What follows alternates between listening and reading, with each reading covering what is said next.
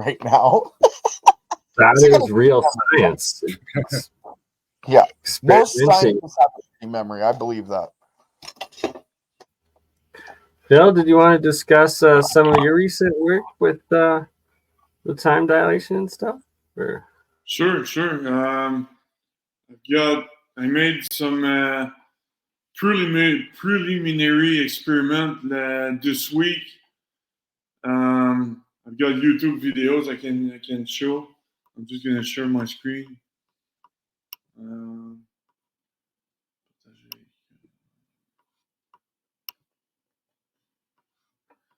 Okay, so it's this one here. Okay, so this is my channel right here. Can you see that? Yes, sir. Thank you. All right. So I did some experimentation. I'm confirming it. These are all preliminary. What I'm doing is I put a digital clock on a 1.4 Tesla magnet, and exactly in a similar clock away from the magnet. And the clock actually on top of the magnet, actually, they're not perfectly synchronized, but the clock on top of the magnet is actually going to speed up. So I'm going to show you the first video. It's the clock again. The clock on top of the magnet is a little bit behind. I did that experiment like 3 days ago. I'm going to show you what happens.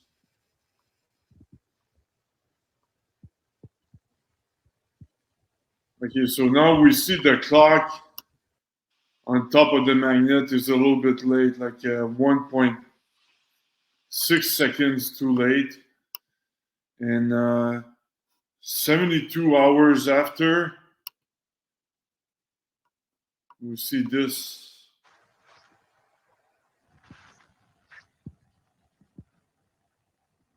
Wow. So magnetism is essentially slowing down time a little bit. No, it's actually speeding up. Speeding it up. Sorry. Yeah, it's speeding up, and obviously this is preliminary. I need to use I'm repeating the experiment with different clock, and I need to repeat it again with anti-magnetic stopwatch, because there can be like a magnetic interference with the chips and whatever. But this is very preliminary, but so far so good, because this is a prediction of finite theory. Because finite theory, if you look at the measurement unit of a Tesla, it's a kilogram per coulomb times hertz. So it's a mass charge equivalence times a time rate.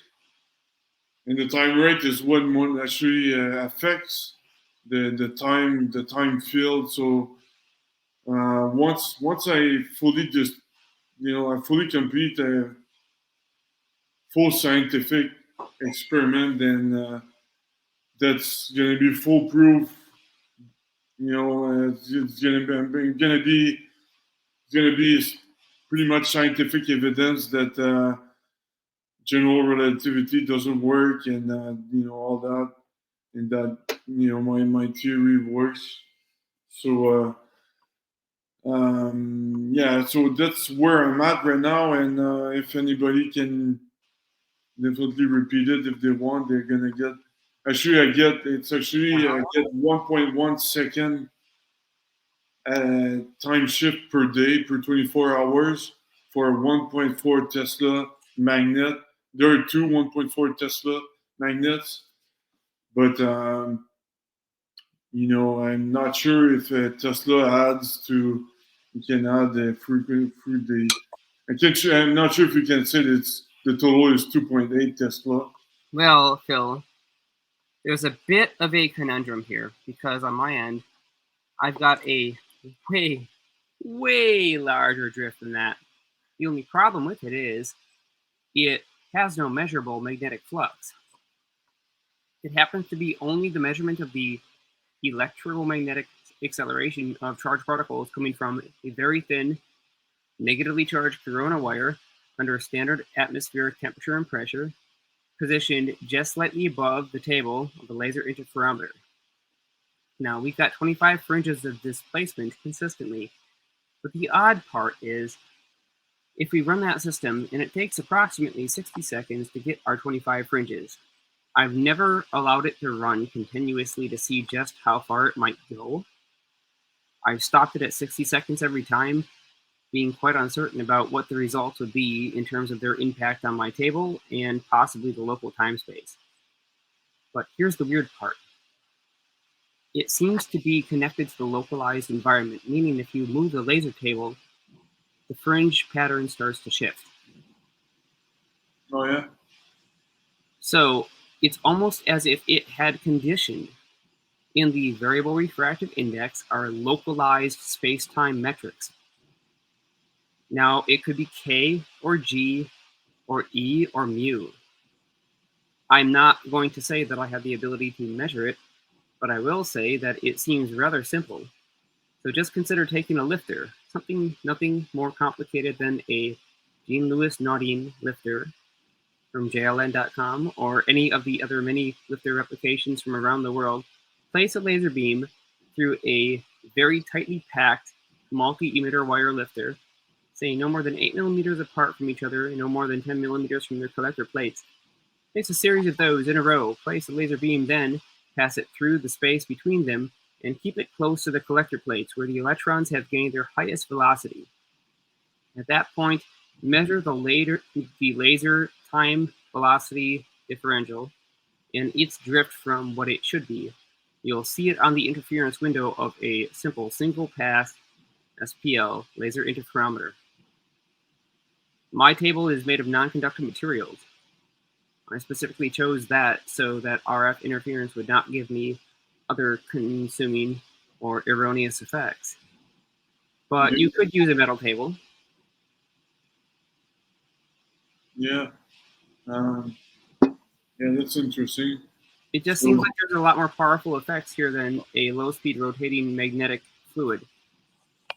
I need goggles, proper goggles for my laser for doing any interferometry tests, because I got this really cool laser, but I don't have goggles to protect myself from it. So, because it's like a 2.5 watt. It says it's a 5 watt. I doubt it's a 5 watt laser. Probably more like a 2.5 watt laser. Regardless, you've only got one set of eyes. You don't want to go blind. Yeah. I almost burned my own eyes out just testing it the very first time like a dummy. I got the reflection flash. So that was enough to hurt. And I don't want to ever turn them on again until I have the right goggles. So when I do get them, I'd love to try that test. Yeah. Oh, I should answer this question too from the chat. Speed recovery. How long does it take for the laser interferometer to actually recover? Well, the 25 fringes that take place do not instantly turn on and divert 25. They take, like I said, approximately 60 seconds to reach that point. I shut it off.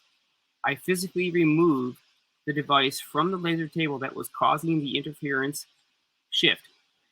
The power supply is then at that point off, and the interference table is sitting in the same environment within the same position to surrounding matter, except for only one thing. The device that produced it, which was very lightweight, was removed, and the power supply has not moved position, but it was turned off. It takes just about as long to come back to rest as it did to shift, which leaves us with a very serious question to consider. Is matter actually a catalyst for this phenomena, or is this locally in just the space-time alone? It's a very important question to answer. Interesting question. It's going to take a few people to do the same experiment to answer. Yeah, but if technically you can control time through magnetic field, then you understand that the potential it has. You can create superluminal communication, force fields, and so on. So yeah, there's a lot of potential, man. It's a a pot of gold right there. Yeah, force fields are they're interesting. Yeah, because you stop time, so That's any why we've got the projectile- 3M force field generator sitting on the shelf over there. Yeah, And we'll be building that very soon, too. We're going to find out whether the claims of Mr. Swanstrom and Andy McCurry actually went there 1 week after Mr. S and had experienced the same effect. yeah, definitely. Multiple witnesses is usually a good sign.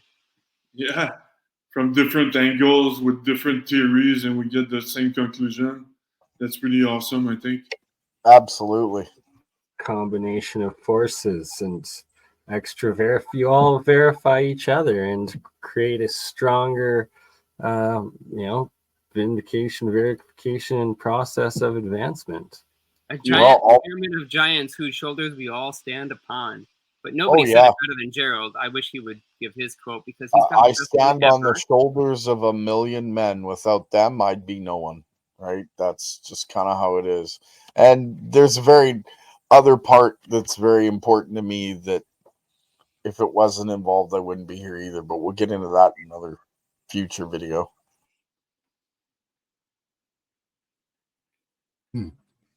Yeah.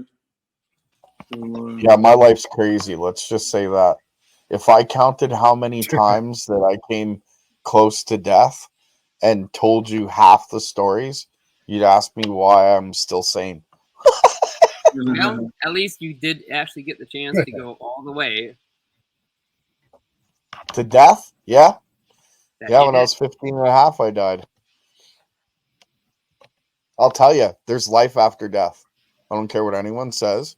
There isn't a person on this planet, not one, that can change my mind from that. I've been there. There is life I after feel ya. death. Same here. Only your own. actually, I'm still alive, maybe from my car accident because it was pretty bad. Sometimes I wonder if there was a force field that protected me. Or a hand.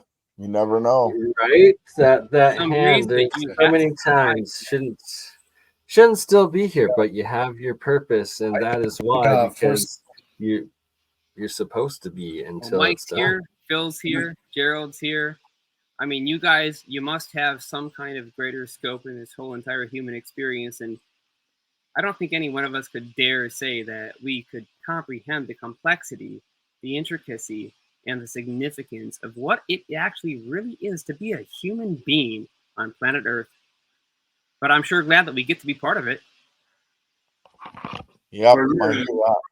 you know when my car accident actually, my car accident helped me figure out not to waste my time with things that does not matter. So now I'm wasting time. I'm spending my time in things that matter with you guys. That's I agree. yeah. I hear that. Yeah. Well, Mike, when you you're- keep trying to say when something. you're I think your involved with mic this is stuff mad. for, like, Can we all shut up to give Mike a chance because his Is it mic Yeah, is I'm like, sorry, Mike. Yeah, it's just, it seems like you have a delay sometimes. okay. Go ahead. I'll shut up. It could be because I'm linked to BurnEye stream. Maybe that channel's lagging a bit. But yeah, what I was going to say is, all of us have been into this stuff for quite some time. Some of us over 20 years. We begin to wonder what the whole nature of reality is, because the stuff we're working with and what we're taught in school don't reverse. There's something totally off. And obviously, like it starts affecting you deep to the point where you start questioning your, believing in God and stuff like that. Like, how did this whole reality start? Well, what started it? There had to have been some kind of divine intervention or control that started this whole realm, that leads us to such a, I guess, a very diverse universe, and the way things evolved, and the formation of complex organisms, and then it led to life on Earth. So when you start working with this stuff for so long, you start thinking to yourself, where did this all begin? Like, where did it all start? Right? And that's probably one of the biggest mysteries that, us as human beings are going to face, is what started it all. So some people go back to, a belief system, God, right? And God is kind of like the demon word in academia. They do not want to cross that path. But when you start working with this stuff, right? Like, absolutely. Like, there's conscious creation and intelligence and like design within like the physical realm and like the universe, right? That like the more you see it, the more you see the code. Yeah, it's kind of undeniable. And then by having that removed, spirituality removed, you also have consciousness removed. And then there's a whole missing area of interconnected science, essentially. Okay, so I wasn't going to bring it up, but since you did now, I have to. When I died when I was 15, and I say that there's life after death, I'll say this: God is real. I don't have faith. I know. And I say that beyond the shadow of a doubt. God is absolutely real. And I know academia, like you said, hates hearing that. A lot of people hate hearing that. Why? Because maybe they feel they have to answer for their sins. I don't know. That's between them and him. I have no idea. But I'll tell you this: boils down he was the one that led me to this system. He was the one that led me to build this coil. That's right. So take it for what you will. Take it with a whole truckload of salt. I can only tell you what I lived. Go ahead. Yeah. Sometimes people can't accept the truth. That's the problem. Like, all of us can probably have our own personal experiences when it comes to this, but a lot it's of kind of lost for words because it's such. Yeah, no, you're not wrong. And a lot of people. I'm sorry, Mike. There's a delay. Yeah, you're doing lip sync. Yeah, it's there had to have been some divine control in the beginning of everything. If I don't mind asking, could you mute yourself, Phil? I'm getting background noise from your end on my side. I think that may be what other people are hearing. Thank you. Okay, please proceed. You and Gerald. Yeah, everyone else is muted, so me too, as of now. No, it boils down to everything had to have started from somewhere, and it had to have had a divine control, period. This is not a freak accident. We're not a freak nature. This was all by design. And there had to have been God that was able to have that divine control to start everything. Absolutely. So, we're not a freak accident, is basically what I'm trying to get at. Well, can I ask you a question, Mike?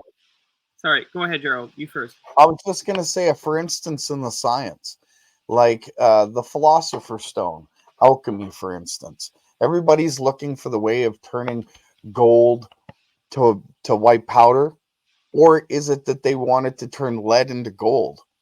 But if you look back all the way into the Bible, like back into its like conception, the very first story of Moses, what he was talking about was turning gold into a white powder. And then he would feed it to the Israelites. Why? Because that was manna. And in the Egyptians, they called it mifkit. And alchemy called it the Philosopher's Stone. And what was it for? It was super highly energetic atoms that were meant to get into your body so that your body can assimilate that energy without having to eat